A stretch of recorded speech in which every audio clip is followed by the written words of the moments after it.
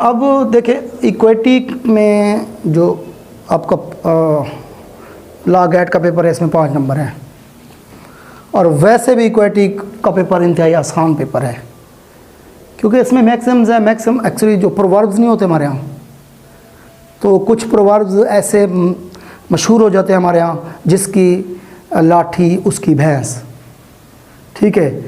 जंगल में मोर नाचा किसने देखा। अब ये हमारे सामने से गुजर जाते हैं, लेकिन हम कभी गौर नहीं करते कि इसका क्या मफहूम होगा।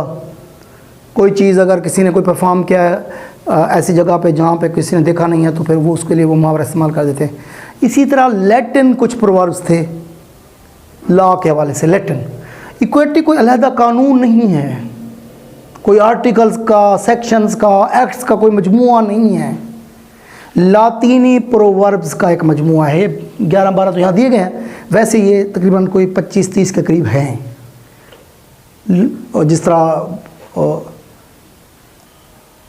जस्टिस हरीज जस्टिस बरीज, अगर जल्दी करेंगे इंसाफ करने में तो फिर इंसाफ का जनाजा कर लेंगे, और डिले करेंगे तो तब भी आप इंसाफ नहीं करेंगे। Law delays law denied, justice delays justice denied. इस तरह के मतलब जो मुहावरात हैं वो अब कानून की शक्ल इख्तियार कर गए हैं। तो अगर कोई ऐसा इशू आ जाता है, अब है क्या पहले, क्योंकि मैं जब समझाता हूँ तो इस तरीके से, जब मेरे अपने जहन में एक बात आ गई, इक्विटी है क्या भला। इक्विटी का मतलब ये है कि आपने इक्वल चीज़ें भी देनी हैं किसी को, इक्वल तकसीम भी करनी है, और अगर आप कोई चीज़ लेने जा रहे हैं किसी से, तो क्या आपने मसलन आप चोरी का मुकदमा दायर करने जा रहे हैं, आप ख़ुद तो चोर नहीं हैं। अगर मिसाल के तौर पर एक ज़मीन है, 5 बंदों में तकसीम होनी है, 50 मरले हैं। अब अगर किसी को हम फ्रंट वाले 5 मरले 10 मरले दे देंगे, उसकी वैल्यू ज़्यादा होगी, पीछे वालों की वैल्यू कम होगी, आखिर वालों की कम होगी। हमने दिया इक्वल है, इक्विटी नहीं है।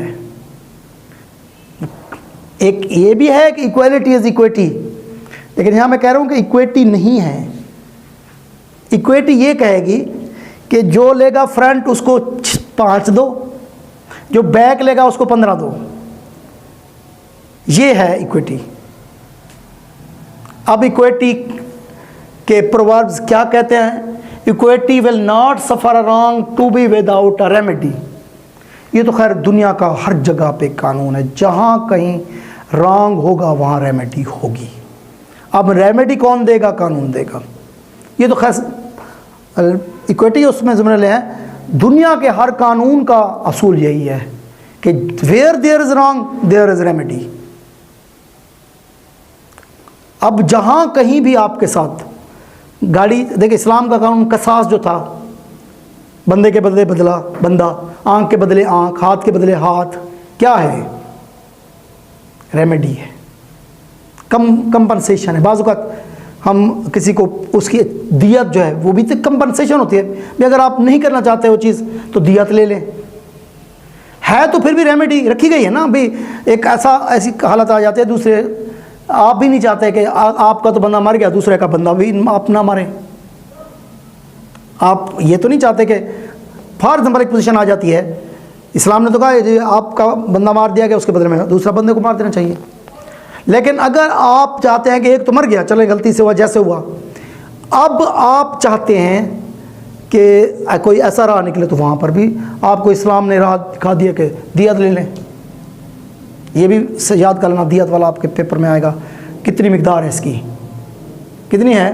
36,760 नहीं, 30,600 और आगे 30,000 कितना ग्राम चांदी के बराबर जो है आप दियत देंगे। मतलब यह है कि कहने का मतलब ये है कि आपका जो भी लॉस हुआ है, जहाँ कहीं लॉ ये कहता है कि उसकी रेमेडी होनी चाहिए।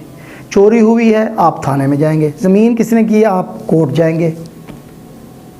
हमारा एजुकेशन से मुताल्लिक़ है, हमारे आप डिप्टी या डी ऑफिस के पास तरफ जाएंगे, आपके पास रेमेडी मौजूद है हर जगह। जहाँ रॉन्ग है जिस सोसाइटी के अंदर, ये ज़हन में रख लें, जिस माशरे के अंदर कानून की बालादस्ती होगी, कानून होगा तो जहाँ रॉन्ग होगा उसकी रेमेडी उस माशरे ने सबसे पहले सेट की होगी, और जहाँ रेमेडी नहीं की जाती वहाँ फिर ताकतवर तबका अलग हो जाता है, कमज़ोर तबका अलग हो जाता है, जिस तरह हमारे यहाँ ऐसा होता है। अगर हर रॉन्ग की रेमेडी होती रहे तो ऐसा होना, हाथ काट दिए जाएं चोर के, चोरियाँ नहीं होंगी, सज़ाएं दी जाएं, रेमेडी दी, तो वहाँ पे फिर थोड़ी सा वो लंबी बहस है कि कहाँ पे क्या मसले हो जाते हैं। Equity follows the law. बाज़ लोग समझते हैं शायद इक्विटी अलग कोई कानून है, कोई ऐसी चीज़ है जो कानून के अंदर क्लैश पैदा करती है। शायद समझते हैं कि ऐसी चीज़ है जो कानून की नफ़ी करती है, कानून कुछ कह रहा होता है, इक्विटी कुछ नहीं। इक्विटी का प्रवर्ब ये कहता है कि इक्विटी कानून की ही फर्माबरदारी करेगी, कानून की ही बात करेगी, कानून के ताबे रह के बात करेगी, कानून की पैरवी करके बात करेगी, कानून से मुत्सादिम बात नहीं करेगी। इक्विटी का कोई प्रवर्ब आपके किसी भी कॉन्स्टिट्यूशन के साथ टकराव नहीं करेगा, चाहे आपका लेजिस्लेशन का है, चाहे आपकी जो कोर्ट्स के अंदर प्रोसीजर चल रहे होते हैं, कहीं पे इक्विटी जो है वो उसके अगेंस्ट नहीं आएगी। ये क्लियर हो गया? Where there is equal equity the law shall prevail. कहीं ऐसा मसला हो जाता है कि जहाँ पर इक्विटी में तमाम लोगों को बराबर तकसीम कर दिया गया है, लेकिन फिर भी मसला मौजूद है। इक्विटी पे हमने कर दिया अपनी तरफ से, इक्विटी के कानून के तहत, इक्विटी के तहत हमने उसको इक्वल कर दिया, लेकिन यहाँ फिर भी डिस्प्यूट मौजूद है, तो वहाँ पर कानून अपना रास्ता लेगा।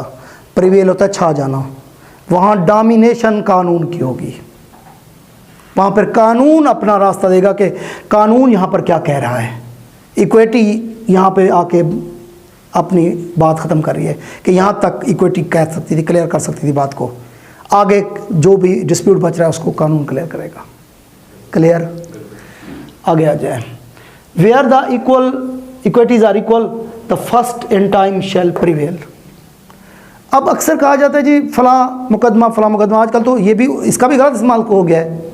मसलन अगर घर में आपका कोई मसला हुआ है कहीं पे, आप में से जो बंदा थाने पहुंच गया है, तो एक्चुअली तो ज़्यादती तो उसके साथ हुई है। जो पहले आएगा पहले पाएगा। इक्विटी कहती है जो पहले आएगा वो एक्चुअली हकदार है। अब एक बंदा आता है, एक पर्चा करा जाता है, दूसरा आ जाता है, एक साथ जो होती है, इसका गलत इस्तेमाल शुरू हो गया है। अब लोग क्या करते हैं कि पहले जाने की कोशिश करते हैं, जुर्म करके पहले जाते हैं ताकि इक्विटी के तहत कोई फ़ायदा उठा ले। भी पहले तो हम आए थे, वहाँ कोर्ट में भी कहते हैं जी हमारी FIR तो पहले हुई थी, हालांकि जुर्म भी वो करके आए हैं। ये इक्विटी का गलत इस्तेमाल है। एक्चुअली इक्विटी तो ये कहती थी जो पहले आएगा उसको पहले राइट मिलेगा। एक बंदा पहुँच गया जी मेरे साथ ज़्यादती हुई है, अब वो कानून इक्विटी के तहत वो आपको हिसाब कर रहे थे, आपने बोलना शुरू कर दिया मेरे साथ भी हुई है, वो कहेंगे अब तक क्यों चुप रहे। इक्विटी कहती है अब तक क्यों चुप रहे, वो तो आ गया, जो पहले आ गया एक्चुअली वही बेनिफिट लेगा। ये इक्विटी कहती है। क्लियर हो गया? He seeks equity must be do equity. मैंने पहले बता दिया, जब आप राइट की तरफ जाएंगे कि आपको हक चाहिए, आप किसी और का हक ना खाए हुआ हो, आप खुद भी इक्वल राइट्स का ख्याल रख के आएँ, इक्विटी का ख्याल रख के आएँ। आप अगर वहाँ चोरी के लिए कोई रेमेडी चाहते हैं तो आप खुद चोर ना हो कम से कम। समझ आ रही बात? इसका एक और भी है कि वो जो आता है इक्विटी के लिए must come with clean hands, वो है इसमें नहीं लिखा आपने कि जो बंदा भी इक्विटी के लिए आता है कम से कम खुद उसका दामन साफ़ हो। इसलिए वह देखते हैं दूसरा वकील बहस करता है, सर इसकी क्या बात करें, चार खुद इस पर पहले से FIR है, इसके ये क्या राइट ले रहे हैं, या इसको किस तरह कह सकते हैं कि ये बात सच कह रहे हैं, इसमें तो फला फला फला, ये चीज़ यहाँ पे आ रही है। ये बल्कि आ गया, he who comes in equity must come with clean hands. खुद का उसका दामन साफ होना चाहिए, ये कहती है। डिले डिफीट्स इक्विटी, याद रख लें जब आप ताख़ीर कर जाएंगे, और वैसे भी आप एक दिन की FIR लेट होती है, ये तो आम जनरल बात कर रहा हूँ, तब भी आप दूसरे को बेल मिल जाती है। क्यों मिल जाते हैं? कहते हैं जनाब वाला वाक़या कल पेश आया है, वाक़या 21 को पेश आया है, 23 को FIR क्यों आई है दर्ज? 2 दिन क्या करते रहे हैं? उसी तारीख को FIR दर्ज होगी तो तब आपका FIR इफेक्टिव है। इक्विटी ये कहती है कि जब आप डिले कर देंगे, और मुझे एक लतीफ़ा याद है, बड़ा मज़ेदार, बंदे ने मुकदमा दर्ज किया किसी पे, कहते जी ये इसने मुझे 2 साल पहले गेंडा कहा था, पर्चा करें, वो करें, मुकदमा करना है। तो कहना इतना लेट क्यों है? कहते गेंडा मैंने देखा अब है। वो फिर आपको वो नहीं मिलेगा। अब यहाँ पर आपकी इक्विटी जो है वो डिफीट्स, वो आपका डिले जो है वो आपका डिफीट कर गया इक्विटी को। यानी मुराद ये है कि डिले करने वाले को फिर राइट नहीं मिलते इक्विटी के तहत। डिले का मतलब ये है कि फिर आपके साथ रॉन्ग हुआ ही नहीं था, 6 महीने बाद आप उठ के आ जाते हैं, और सर 6 महीने पहले इसने मुझे गाली दी थी। यहाँ पर एक वो आसिफ फौतवाइजर, वही मसला कहता है जी गाली दी थी इसने मुझे, मेरी माँ को, उसके सर में मारा था, वो अब बेचारे की डेथ हो गई है। ये तो नहीं है इक्विटी के 6 माह बाद। इसलिए लिमिटेशन एक्ट आपको बताता है कि कितने कितने दिन के अंदर आप फला अपील कर सकते हैं। उसके अंदर से बाहर निकलेंगे तो फिर आपको जाना पड़ेगा, आपको सबूत देने पड़ेंगे आप बाहर थे या कोई आपका मसला था, अदरवाइज कानून आपका साथ नहीं देगा। इक्वालिटी इज इक्विटी, बराबरी। जहाँ कहीं आप तकसीम की बात आ रही है, ज़मीन की, किसी चीज़ की, पैसे की, किसी चीज़ की, जहाँ बराबरी करेंगे आप, किसी को भी थोड़ा ज़्यादा दे देंगे, किसी को कम दे देंगे बगैर किसी वजह, वहाँ पर आपकी इक्विटी काम नहीं कर रही होगी। इक्विटी के कानून के तहत इक्वालिटी पहले होनी चाहिए। ये तो हर जगह पे होती है बराबरी। अब आ जाएँ, अब ये आपके पास 10वां, equity looks on that as done which are to be done. पहले तो आर्ट का मतलब तो चाहिए, इस हिस्से पे पहले गौर करें। Equity looks at that as done. Equity ये चीज़ देखती है कि वो चीज़ हो चुकी, क्या which are to be done, जो होनी चाहिए। मुराद ये है कि अगर आपने कोई एग्रीमेंट कर लिया है तो इक्विटी के नज़दीक वो फाइनल है, वो अब आप देने के पाबंद हैं।